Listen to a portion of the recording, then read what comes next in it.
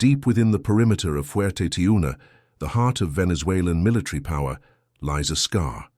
It is not a crater from a bomb or the ruin of an old barracks, but a wound cut into the earth, now exposed to the indifferent sky. This is the entrance to a structure that was never meant to be seen, a subterranean fortress that for years was little more than a whisper among the country's most powerful and most fearful. Now its secrecy is broken, its purpose nullified.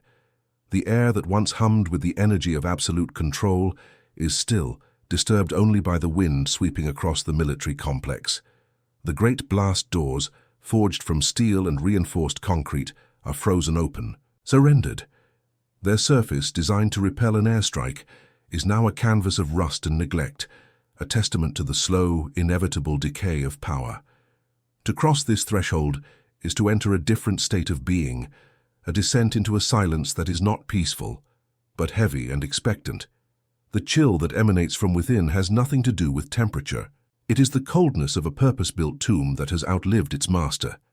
Inside, the atmosphere is thick with the ghosts of machinery. The air is a stale cocktail of dust, the faint metallic scent of ozone from long-dead electronics, and the dry, papery smell of decaying documents.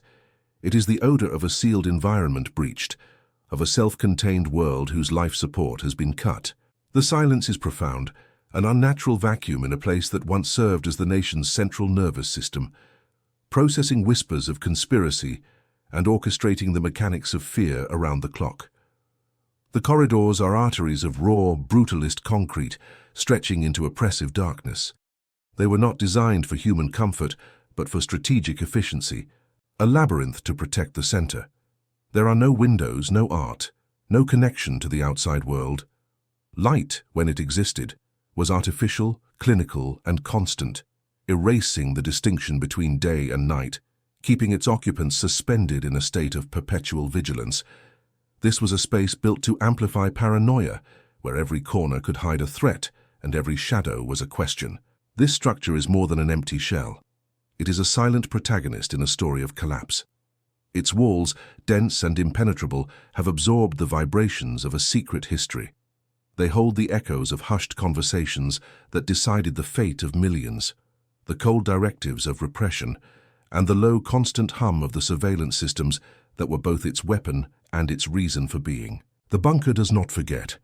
It is a physical archive of the anxieties and cruelties of the regime it was built to sustain. It was conceived as an anti-mansion, a deliberate inversion of the palaces built by tyrants of the past. Its power was not projected outward through opulent facades and grand ballrooms, but concentrated inward, buried deep beneath the earth. Its most defining architectural statement was its own invisibility. It existed as a denial of its own existence, a monument built not to be seen, a declaration that true power in this crumbling state no longer resided in the public square, but in the hidden chamber. Every element of its design is a direct translation of a specific psychological state. The layers of reinforced concrete mirror, the layers of distrust that insulated a leader from his people, his allies, and ultimately from reality itself. The complex filtration systems, designed to purify the air from chemical attacks, speak of a mind that perceived poison in every criticism. This was not the architecture of a president, but of a prisoner, a man who governed from a cell of his own making. In the Spartan living quarters, the illusion of power gives way to the reality of isolation. A simple bed frame, a bare desk, a chair. The only luxury here was security, the absolute certainty that no enemy could breach the walls. The absence of personal artifacts is telling. It suggests a life lived on a war footing, where sentiment was a liability and comfort a distraction. It was a space for survival, not for living, a waiting room for a catastrophe that was always believed to be imminent. The nerve center is now a graveyard of technology. Rows of massive, dark screens dominate the central command room, their surfaces blank and gathering dust. Cables hang like severed veins from consoles that once monitored the entire nation in real time.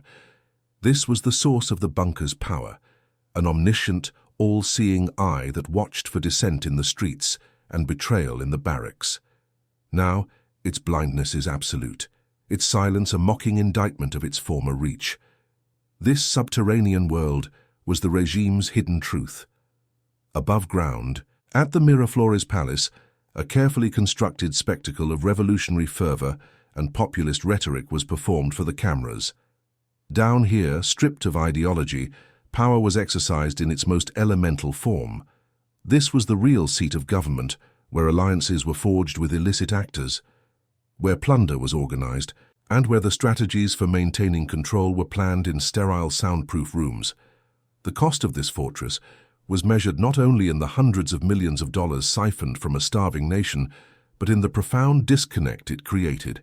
While the country outside disintegrated, while hospitals ran out of medicine and shelves went bare, this bunker was being fortified, its systems upgraded, its defenses deepened.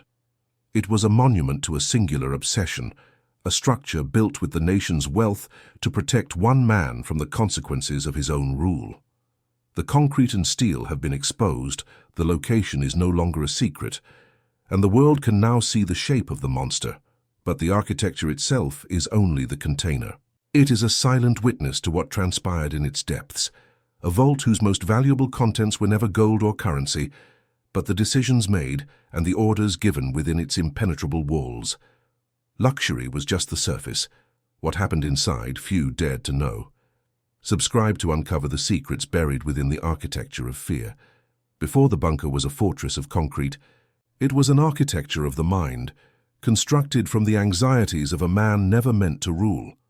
The official narrative, the one broadcast on state television, began with a bus. It was a potent symbol. Nicolás Maduro, the humble driver, the union leader, a son of the working class elevated by revolution. This story was a carefully crafted foundation, designed to project an authenticity he did not possess. It was a facade built long before the first trench was dug in Fuerte Tiuna, a necessary myth for a man who would spend his entire political life in the shadow of a giant. His origins were not in abject poverty, but in the grinding friction of Caracas's working-class barrios, spaces of political ferment, where resentment against the old order was a constant low-grade fever. He was a product of an environment that saw the world in stark dichotomies, the oppressed and the oppressor, the revolutionary and the imperialist. This binary worldview, simplistic and absolute, offered a seductive clarity. It provided a script for his life, a role to play in a grand historical drama, long before he had any real power to wield. The true ideological hardening occurred not in Venezuela, but in Cuba. As a young activist, he was sent to the island for political training, an immersion in the crucible of a revolution defined by its siege mentality.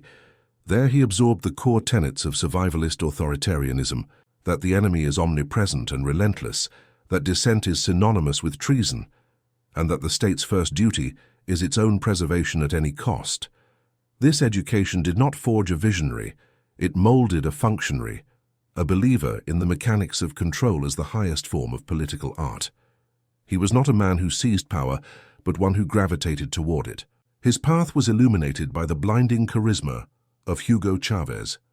In Chavez, Maduro found a political center of gravity, a figure whose sheer force of personality could bend reality. He became the perfect disciple, loyal, diligent, and utterly devoid of the ambition to upstage his master. His ascent through the ranks of Chavismo was a testament not to his own brilliance, but to his perceived dependability. He was a safe pair of hands in a movement filled with volatile egos. His early roles within the government were exercises in delegated authority. As foreign minister, he was the executor of Chavez's will on the world stage, a messenger for a message he did not write. He learned the language of power, its rhythms and its postures, but he never truly owned it. He was a student of a system, observing how Chavez masterfully balanced patronage, propaganda, and punishment. He learned that loyalty was a currency, constantly fluctuating in value, and that the only unforgivable sin was betrayal. The first moral compromises were not dramatic betrayals, but the quiet acceptance of a system built on exclusion. He stood by as the institutions of the Republic were dismantled, as the judiciary was packed with loyalists, and as the nation's oil wealth was transformed into a tool for political allegiance. These were not seen as crimes, but as necessary steps in the defense of the revolution. Each erosion of democratic norms was framed as a preemptive strike against the ever-present conspiracy to restore the old order. The tipping point was not an act, but a diagnosis. The news of Chávez's cancer was a tectonic shock that fractured the foundations of the regime. Suddenly, the man who was the sun of their political solar system was fading. For Maduro, the anointed successor, this was not a moment of opportunity, but one of profound terror. He was being handed a crown he had not earned, asked to fill a void that was, by its very nature, unfillable. The legitimacy was borrowed, a fragile inheritance he knew he could never fully claim. When he finally assumed the presidency, the disparity was palpable. He wore the presidential sash, stood on the same balcony at Miraflores, and used the same revolutionary rhetoric, but the performance was hollow. He was an actor, reciting the lines of a far more talented predecessor. The crowds, once galvanized by genuine adoration for Chávez, were now mobilized by the state apparatus. The charisma was gone, replaced by a strained and clumsy imitation. This deep-seated insecurity, this knowledge of his own inadequacy, would become the wellspring of his paranoia. The first major challenge to his rule, the nationwide protests of 2014, was the emotional trigger. Where Chávez might have seen a political battle to be won with bravado and popular appeal, Maduro saw an existential threat, the materialization of the conspiracies he had been taught to expect. He did not see citizens demanding change. He saw enemy agents executing a foreign-backed plot to overthrow him. His response was not that of a politician, but of a counterintelligence officer: repression, arrests, and the branding of all opposition as a form of warfare. It was then that the Miraflores Palace began to feel less like a bastion of power and more like a stage. Its balconies were for speeches, its halls for ceremony, but it was a structure designed for a different kind of leader, one who thrived on public exposure. The palace was a symbol of a connection to the people that Maduro no longer felt, and perhaps never had. It was vulnerable, transparent, a relic of an era of populist confidence. He required a different kind of space, one that mirrored his internal state, guarded, insulated, and fundamentally defensive. The idea for a new center of power did not emerge as a grand vision, but as a practical, creeping necessity. It began with conversations about reinforcing existing command and control facilities within Fuerte Tiuna. The logic was undeniable. His survival did not depend on popular support, but on the absolute loyalty of the armed forces. Power had to be moved to its true source, embedded within the military complex that guaranteed his hold on the state. The architecture had to follow the power. The initial plans were not for a residence, but for a fortified nerve center, an upgrade to a pre-existing military bunker. The project was framed in the language of national security, a necessary modernization to protect the head of state from assassination attempts and foreign invasion. The blueprint spoke of reinforced concrete, redundant power systems, and secure communication lines. It was the architecture of pure function, a machine for survival, conceived in an atmosphere of escalating fear. This was the first great crime that was uniquely his own.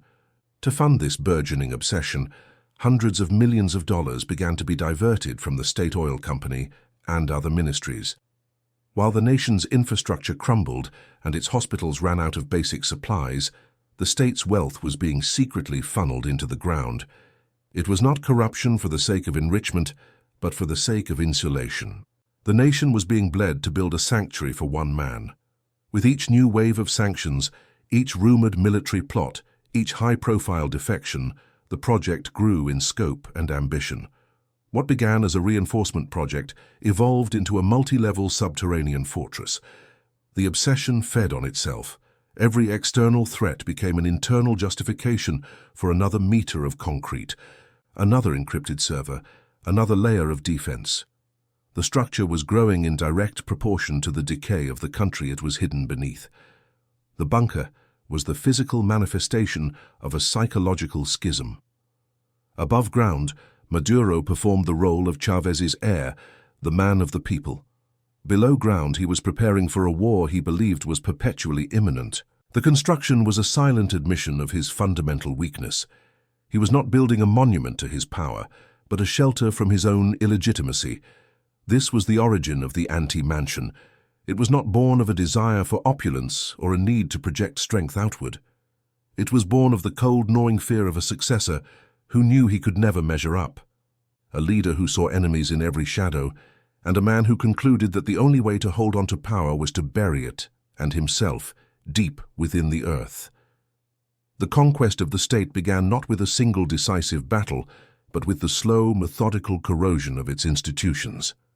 After the protests of 2014 were crushed, a new phase of control was initiated. The first architectural consequence was subtle, almost imperceptible from the outside.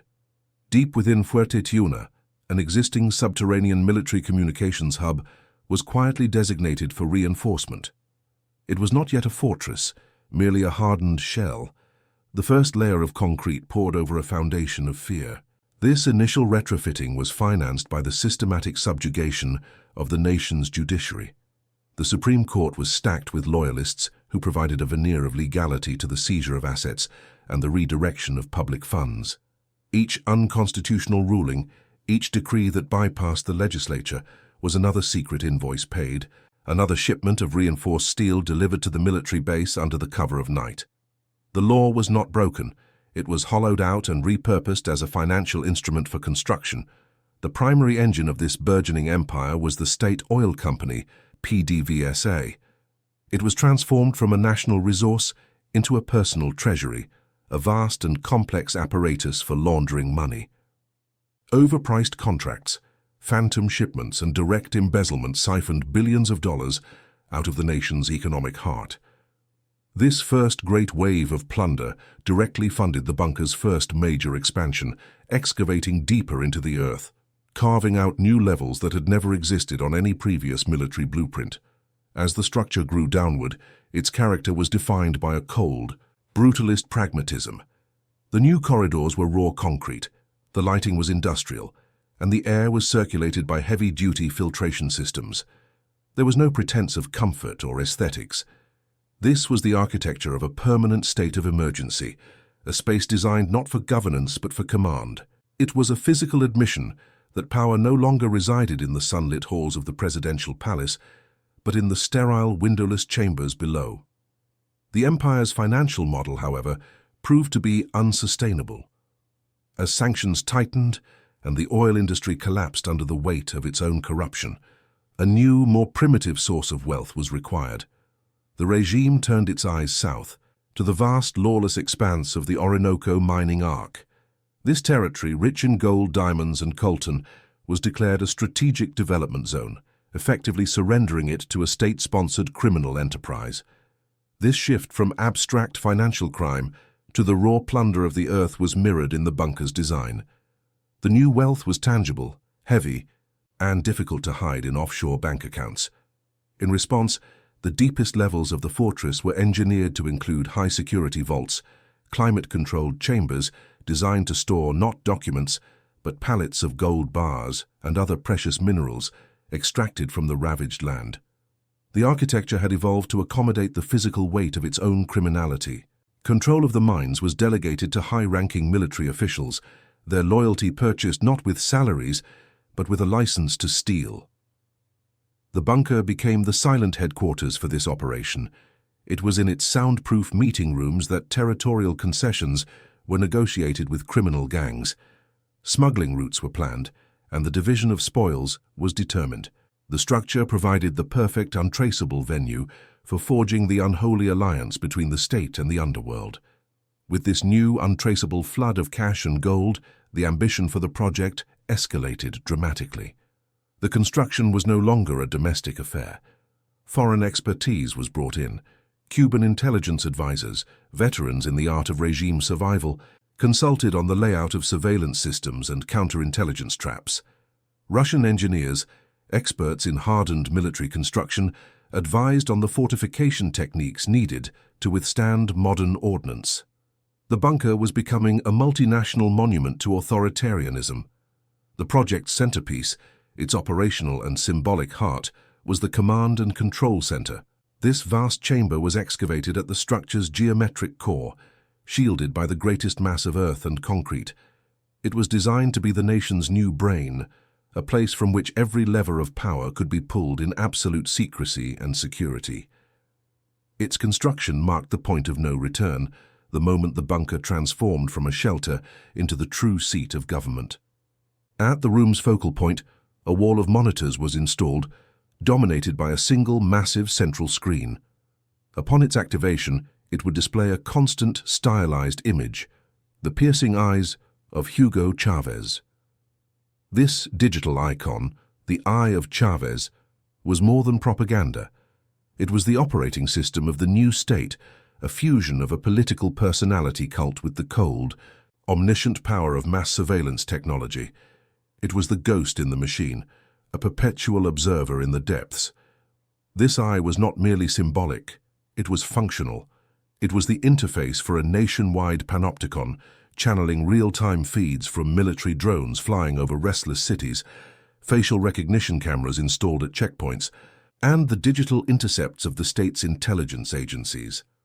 From this subterranean gallery, the entire country could be observed as a set of moving targets, its citizens reduced to data streams to be monitored and, when necessary, neutralized. The state's instruments of fear, the intelligence services known as SEBIN and the DGCIM, were now directed from this chamber. Plans for abducting political opponents, for torturing suspected dissidents, and for intimidating journalists were formulated in the sterile, air-conditioned calm of the command center. The architecture itself provided the moral insulation, its thick walls muffling the screams from the clandestine prisons it controlled. As the state above ground withered, the bunker flourished. Its life support systems were a marvel of engineering, a stark contrast to the decaying national infrastructure. It possessed its own independent power grid, fueled by subterranean generators, ensuring it would remain illuminated even as the rest of the country plunged into darkness. It drew water from its own deep earth wells, purified by systems far more advanced than any found in the nation's public hospitals. The fortress was a parasite, its health directly proportional to the nation's sickness. Every dollar spent on its redundant electrical circuits was a dollar denied to a hospital incubator. Every meter of its advanced plumbing was a meter of pipe that would not be replaced in the crumbling water networks of Caracas. The construction of this hidden world was paid for by the deliberate, systematic deconstruction of the world outside. Then came the catalyst that would transform a strategic obsession into a personal one. In August of 2018, during a military parade in the capital, 2 drones laden with explosives detonated near the presidential stage. The attack was clumsy, a failure, but its psychological impact was immense. The abstract threat of assassination had materialized in the open air, a direct challenge to the illusion of absolute control. This event triggered the final and most frantic phase of the bunker's construction. Paranoia, once a guiding principle, now became the sole architect. The goal was no longer just security, but invincibility. The project consumed the regime's focus and a colossal portion of its remaining wealth, driven by the singular vision of a man convinced he was living on borrowed time. The outer defenses were hardened to an almost unimaginable degree. Anti-aircraft missile batteries, controlled from within the bunker itself, were integrated into the Fuerte Tiuna perimeter. The structure was shielded against electromagnetic pulses, its entrances secured with multi-stage airlocks designed to repel chemical or biological agents. It was being rebuilt to survive not just a coup, but a full-scale invasion from a global superpower. The interior evolved beyond a mere command post. It became a self-sufficient ark, a world unto itself. A fully equipped surgical theater was installed, capable of handling any medical emergency. Expansive living quarters, Spartan yet secure, were completed for the leader and his most trusted circle. Vast storerooms were filled with enough preserved food and supplies to sustain its occupants for months, if not years. The bunker was now complete. It was no longer an extension of the state, but its replacement. It was a hermetically sealed reality, a monument to the total divorce between a ruler and his people. The man inside could now run a country he would never have to see, touch, or smell again, insulated from the chaos he had created by thousands of tons of earth, concrete, and steel. It stood as a material biography of a reign built on fear. Each layer of concrete represented a purged rival. Each encrypted server held the secrets of a stolen election. Each vault contained the gold wrested from a poisoned land. The structure was the ultimate testament to a power so profound, so isolated and so terrified of the world it dominated, that it had to build its own grave to feel safe. Which detail best reveals the builder's vanity? The marble ballroom, the bulletproof windows, or the underground vault? With the final layer of concrete cured and the last encrypted server brought online, the bunker ceased to be a construction project and became a living organism. It was the dawn of a new reign, one conducted entirely from the planet's core. The hum that filled its corridors was no longer that of machinery being installed, but of a system at peak function, the sound of absolute power circulating through arteries of steel and fiber optics. The air, scrubbed and recycled, was the sterile breath of a self-contained world, a climate-controlled reality where the chaos of the nation above could not penetrate. The daily ritual of governance was inverted. It began not with a sunrise, but with a descent. The journey from the surface to the command center was a passage through layers of hardening security, each biometric scanner and reinforced blast door stripping away another connection to the outside world. It was a physical and psychological transition, a daily recommitment to a life lived under siege, where the price of safety was the sky itself. The leader was not entering an office. He was entering a weapon. Above ground, the Miraflores Palace was maintained as a necessary fiction. Its balconies were still used for televised speeches, its halls for receiving the credentials of increasingly irrelevant ambassadors. It was a Potemkin presidency, a carefully preserved facade for a government that no longer resided there. The true work of the state, the allocation of illicit profits, the planning of repression, the negotiation with foreign patrons, happened in the windowless, soundproof chambers below Fuerte Tiuna. The command center was the throne room of this subterranean kingdom. Life within its walls was dictated by the glow of its screens, a constant flickering mosaic of the nation's vital signs. It was an environment of pure information, stripped of human context. Protests were not gatherings of desperate citizens, but red dots clustering on a digital map. Dissenting voices were not expressions of grievance, but flagged keywords in a torrent of intercepted communications. The country was reduced to a data set to be managed and controlled. At the center of this digital panopticon, the eye of Chavez stared out from its main screen, an unblinking electronic ghost. It was the ultimate instrument of the reign, a fusion of political necro-cult and surveillance technology. Through this interface, the leader watched his domain, seeing what the system wanted him to see, his paranoia validated by every algorithmically identified threat. The dead predecessor was now a silent partner in the mechanics of fear, his image lending a revolutionary sanctity to the cold process of totalitarian control. Meetings in the bunker were not debates over policy, but councils of war. The attendees were not ministers, but the architects of the criminal state, generals who controlled the gold mines, intelligence chiefs who ran the torture chambers, and financial operatives who managed the global money laundering network. The brutalist architecture of the meeting rooms, devoid of any adornment, enforced a grim functionality. Here there was no ideology, only the raw calculus of survival and profit. The psychological effect of this environment was profound. The absence of day and night, the constant filtered air, and the unvarying temperature created a temporal distortion, a perpetual present tense where the only reality was the immediate threat on a screen. This was a space designed to nurture obsession, to insulate its occupants from empathy, and to amplify a siege mentality until it became the sole operating logic of the state. Luxury in this world was measured not in gold fixtures or imported marble, but in technological supremacy and logistical redundancy. The most valuable assets were not works of art, but impenetrable firewalls and uninterruptible power supplies. The bunker had its own water source deep within the earth, its own air filtration systems capable of defeating a chemical attack, and enough preserved food to outlast a nuclear winter. It was the opulence of a doomsday prepper, a monument to a pathological need for self-preservation. The private quarters were a testament to this functionalist ethos. They were Spartan, almost monastic, furnished with little more than a bed, a desk, and a secure communications terminal. Comfort was a vulnerability, sentiment a distraction. This was not a home, but a forward operating base in a war the leader believed would never end. The only true indulgence was the silence, the profound, unbreachable quiet that confirmed his total separation from the world he ruled. This separation was the reign's defining characteristic. The leader no longer experienced his country through its sounds, its smells, or the faces of its people.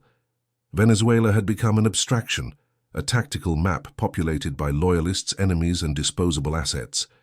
From the sterile calm of his fortress, he could order the brutal suppression of a food riot without ever hearing a shot fired or seeing a drop of blood. The concrete walls were a perfect moral insulator. The all-seeing eye of the surveillance system created a unique paradox. While it provided an unprecedented volume of information, it also created a profoundly distorted view of reality. The system was calibrated to find conspiracy, to detect betrayal, to identify threats. It could not process nuance, desperation, or legitimate opposition. Every piece of data was filtered through the lens of paranoia, confirming a worldview in which the leader was a righteous victim, beset on all sides by traitors and imperialists. From this subterranean nerve center, fear was projected outward as the primary instrument of statecraft. Directives were dispatched through encrypted channels to the intelligence services, the CBIN and the DGCIM. The orders were clinical, precise: abduct a journalist, torture a dissident officer, intimidate the family of a political opponent. The bunker's existence allowed for a clean, almost corporate management of state terror, divorced from the messy, brutal reality of its execution. The fortress's surveillance apparatus was not directed solely outward. It was a tool of internal discipline, a constant reminder to the inner circle that no one was beyond suspicion. Corridors, meeting rooms, and private chambers were all under surveillance. Loyalty was a matter of constant performance, as every conversation could be recorded, every facial expression analyzed. The bunker was a prison for its guests as much as it was a fortress for its master. The ritual of summoning a high-ranking general to the bunker was a masterclass in psychological warfare. The journey itself was the message. Passing through checkpoint after checkpoint, surrendering weapons and communication devices, descending deeper into the earth, the officer was systematically stripped of his power and autonomy. By the time he reached the inner sanctum, he was no longer a commander of troops, but a supplicant, entirely at the mercy of the man who controlled the environment.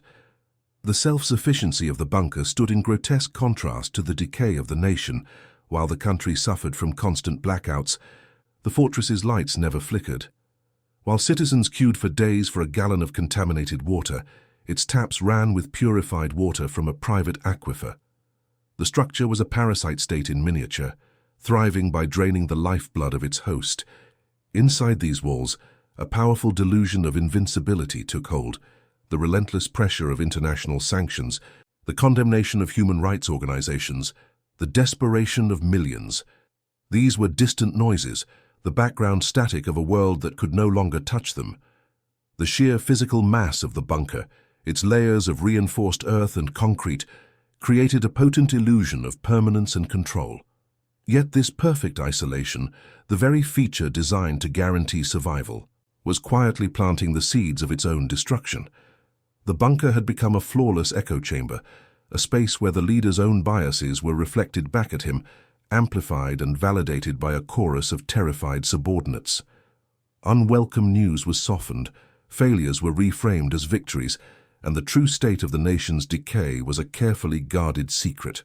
The system's paranoia began to turn inward, devouring itself. With the external opposition effectively crushed or exiled, the search for enemies focused on the inner circle. The same surveillance tools used to monitor the streets were now meticulously applied to the military high command.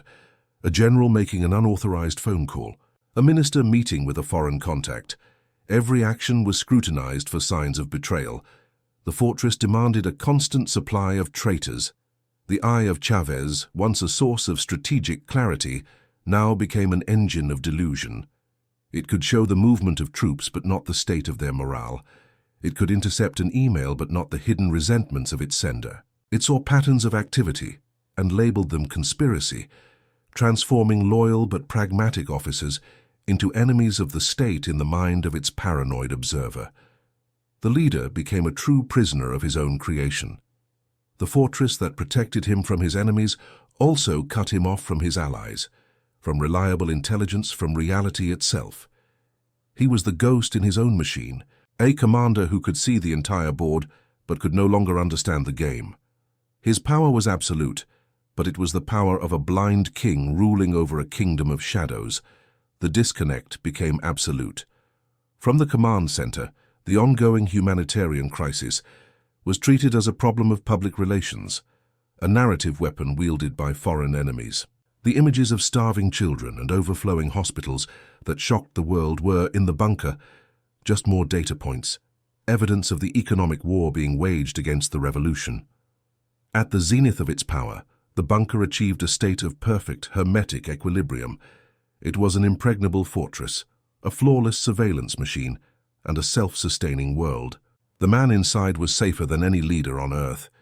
But in sealing himself off from every conceivable threat, he had also sealed himself off from the one thing that could have saved him: the truth. The architecture of survival had become a blueprint for self-deception.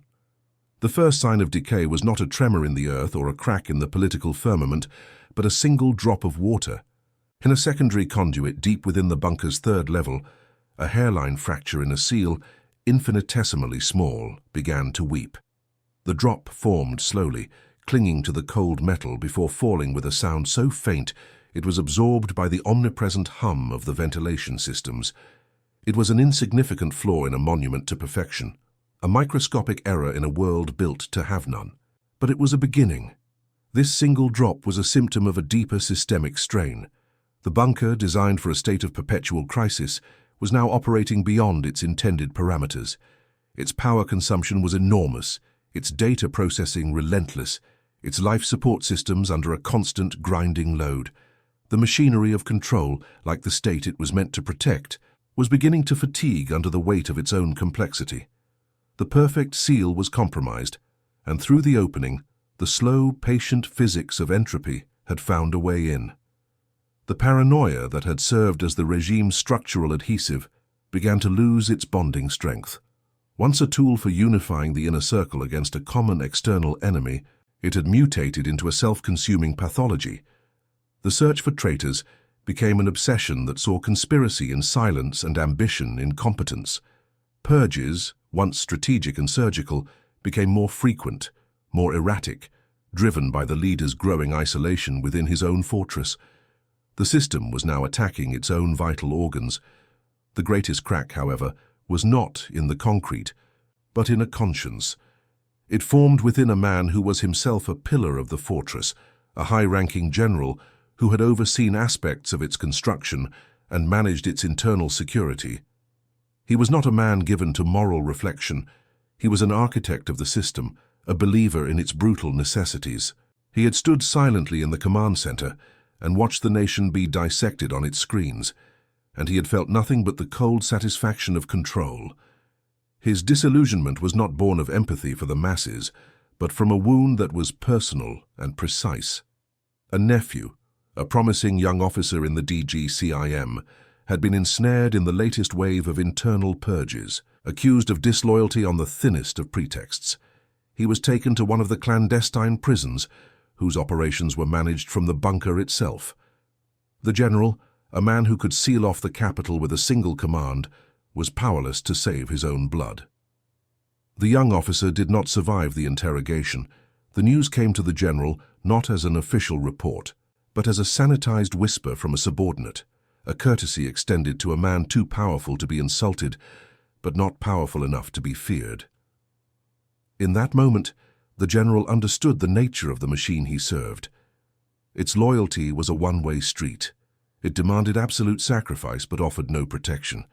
He was a component, as replaceable as a failing server or a burnt-out circuit board. He began to observe his leader with new eyes. He saw not a strategist, but a prisoner pacing in a gilded cage of his own design. He saw the profound disconnect between the data on the screens and the reality it claimed to represent. He watched as the leader, insulated from all consequence, made decisions of life and death with the casual detachment of a man playing a video game.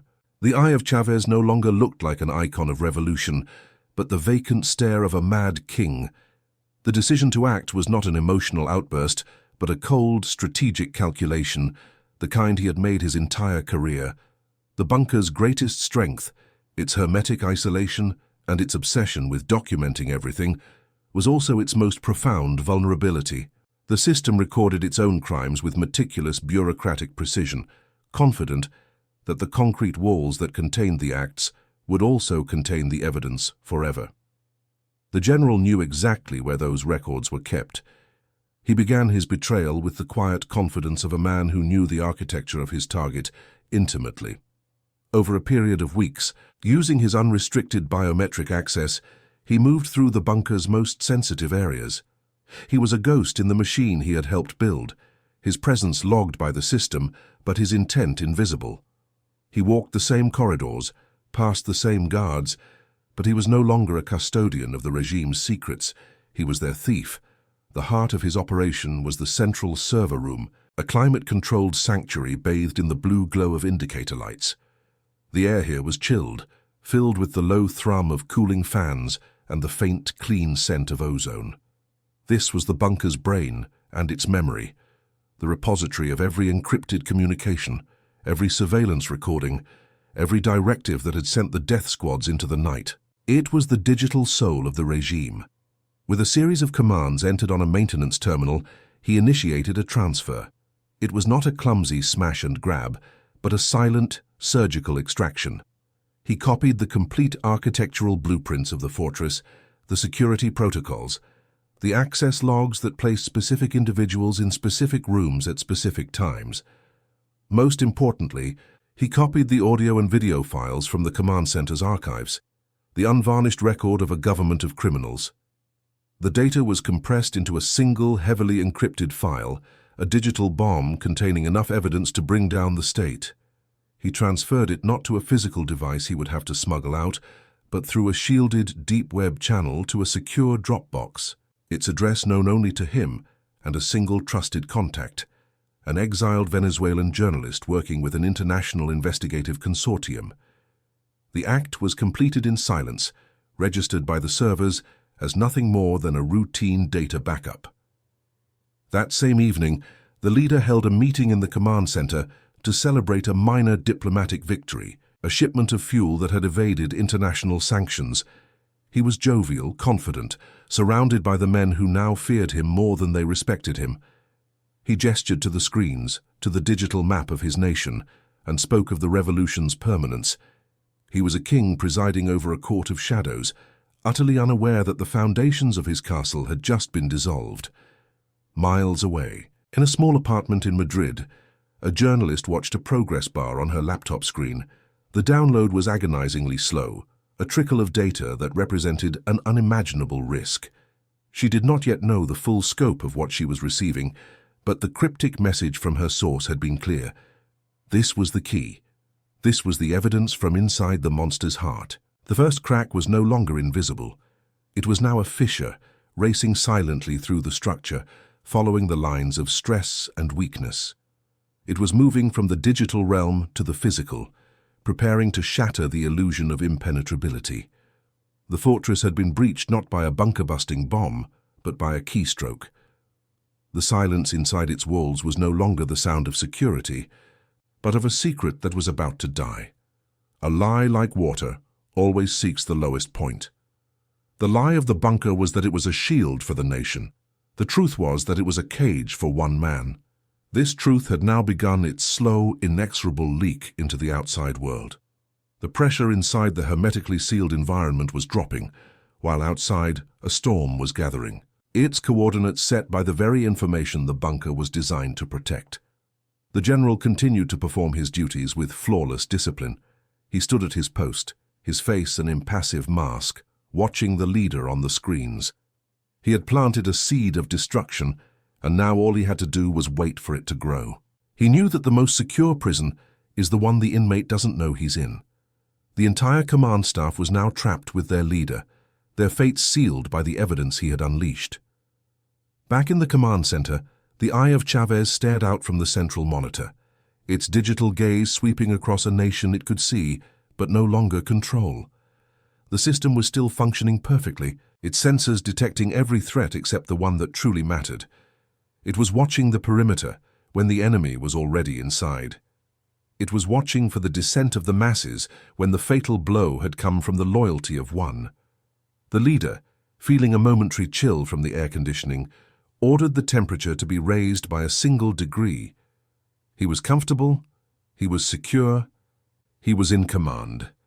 He turned his attention back to the screens, to the endless flow of data that assured him of his own power. He did not know that he was no longer the observer. He and his entire world had just become the observed.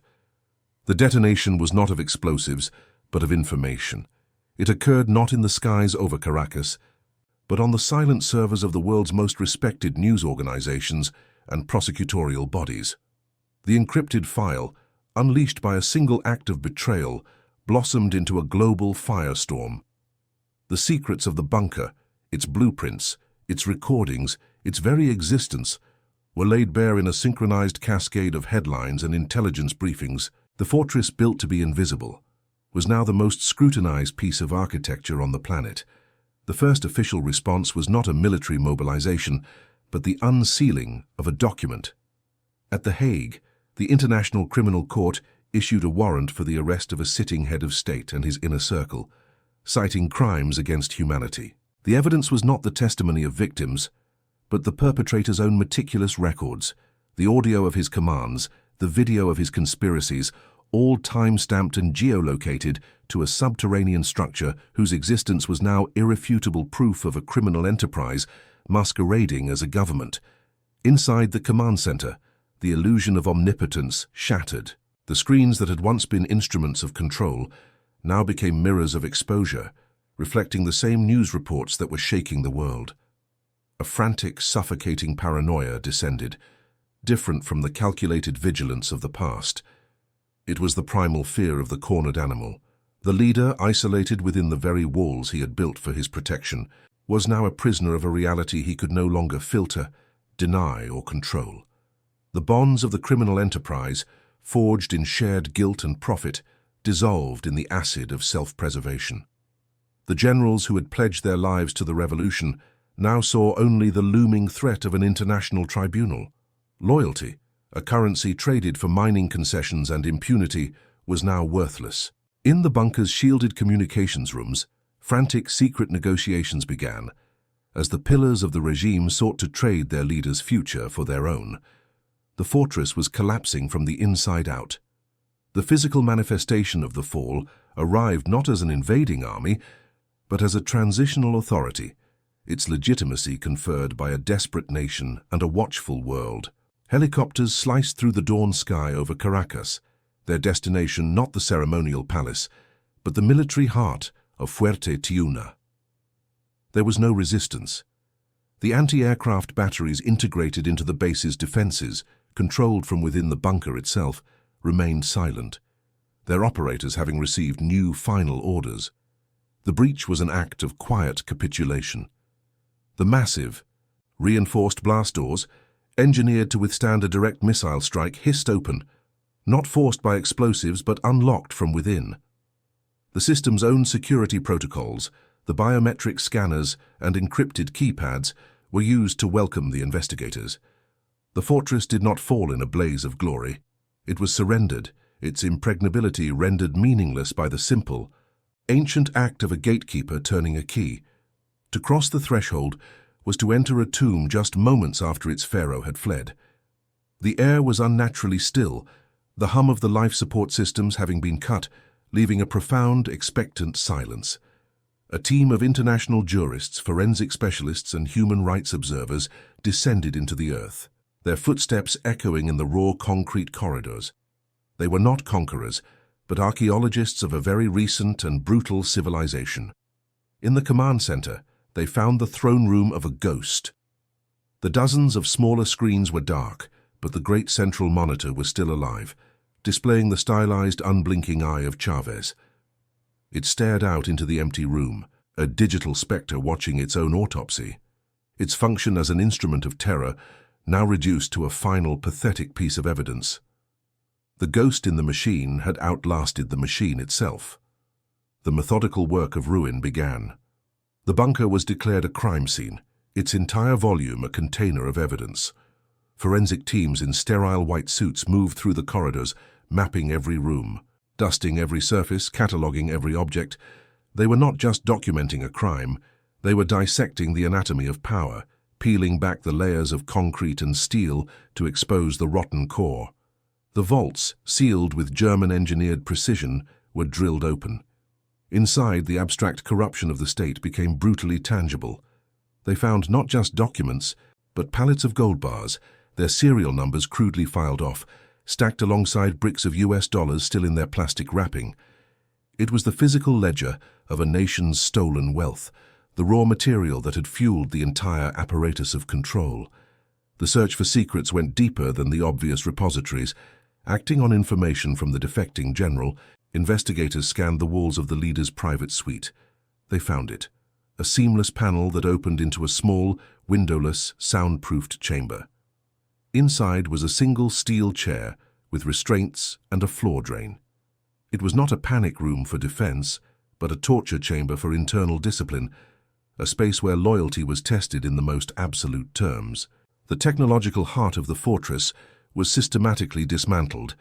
Engineers carefully disconnected the massive server racks, the digital memory of the regime. Each hard drive was a universe of secrets, recordings of every order given from the command center, every intercepted communication, every financial transaction that had bled the country dry. The all-seeing eye was being blinded, its memory extracted for trial. In the Spartan living quarters, the search revealed the depth of the leader's paranoia. Beneath a loose floor tile, they found a small, lead-lined box. It contained several encrypted thumb drives and a single sheet of paper, a handwritten list of names, the highest-ranking members of his own military command, each with a series of cryptic annotations next to it. It was the final enemies list, a testament to a mind that trusted no one. The investigators moved through the structure like ghosts from another world, a world with sunlight and fresh air. They drank from bottles of imported water, acutely aware that the bunker's own advanced purification system was still functional, a grotesque monument to a leader who had provided for his own survival, while his people drank from contaminated rivers. The very architecture was a confession. The few symbols of state power were unceremoniously removed. A presidential sash, carelessly draped over a chair, was placed in an evidence bag. Framed photographs showing the leader shaking hands with his Russian and Iranian patrons were taken down from the walls of a briefing room. Each object, once a marker of authority, was now just an exhibit in a case of grand larceny and mass murder. Walking through the endless grey corridors was a descent into a psychological state. The investigators felt the oppressive weight of the windowless environment, the disorienting effect of the constant artificial light. They began to understand how this space was not merely a backdrop for tyranny, but an active participant in it, an architecture designed to cultivate paranoia and strip its inhabitants of their humanity. The bunker was now a hollowed-out carcass, its purpose inverted. A structure conceived in absolute secrecy was now utterly exposed, its floor plans published online, its darkest corners illuminated by the flash of forensic cameras. The anti-mansion, the ultimate private space, had become the most public of ruins, its shame laid bare for the world to see. The final shot is of the command center, now stripped of its technology. Wires hang from the ceiling like dead vines. The vast black screen that once held the eye of Chavez is a dark mirror, reflecting only the distorted images of the investigators moving through the wreckage.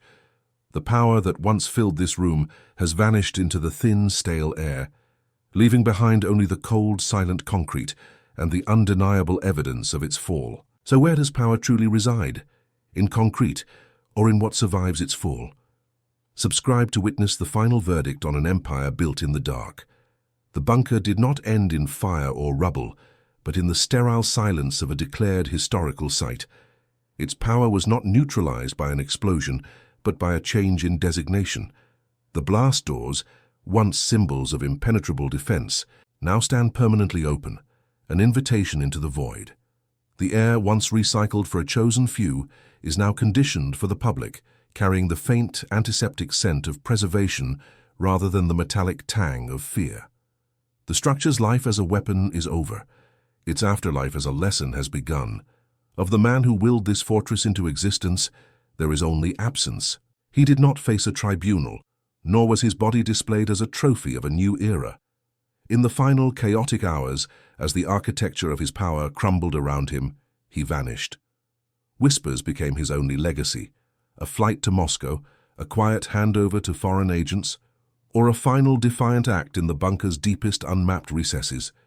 He became a ghost, his fate a blank space in the history he tried so obsessively to control, leaving his concrete shell to speak for him.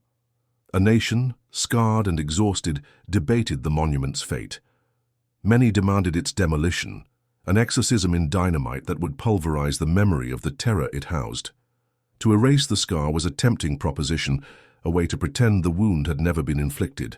But others argued for its preservation, believing that to destroy the evidence of the sickness was to risk forgetting the disease. They argued that some ghosts must be made to stand in the light as a warning. The argument for memory prevailed. The bunker was repurposed, its function inverted with surgical precision. It was to become the Museum of Memory and Repression, a name that consecrated its failure.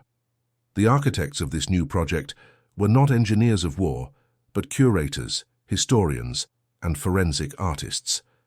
Their task was to transform a machine of control into a space of contemplation, to make the architecture confess its sins to every visitor who dared to descend. The process of conversion was a slow, methodical reclamation. Corridors once paced by generals were measured for display cases. The command center, the brain of the criminal state, was rewired for audio-visual exhibits. The Spartan suites where the inner circle slept were preserved under glass, their bleakness a testament to a life lived without sunlight or soul. Each space was stripped of its power, but not its atmosphere. The oppressive weight of the concrete left intact as a primary exhibit. Now the public descends the same ramps the leader once did, but they are not entering a sanctuary of power. They are tourists in a dead king's tomb. The journey downward is a passage into a cold, quiet truth. The air still carrying a chill that has nothing to do with temperature. They walk through the arteries of brutalist concrete, no longer as subjects to be monitored, but as witnesses to the verdict of history, their soft footsteps the only sound in the oppressive silence.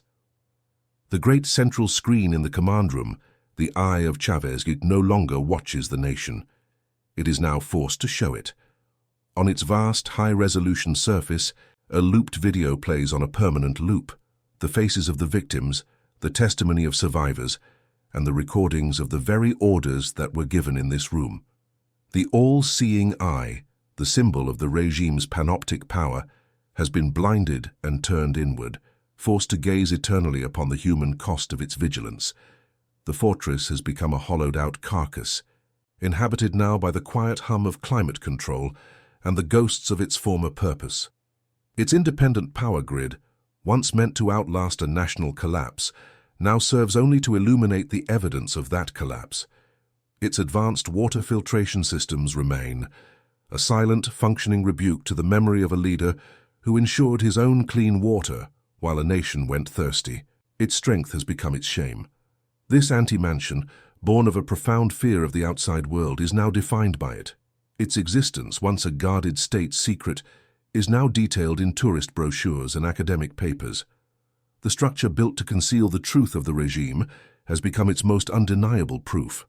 Its very mass and depth a measure of the paranoia that reigned. Its legacy is the ultimate paradox, a monument to secrecy that now serves only to reveal.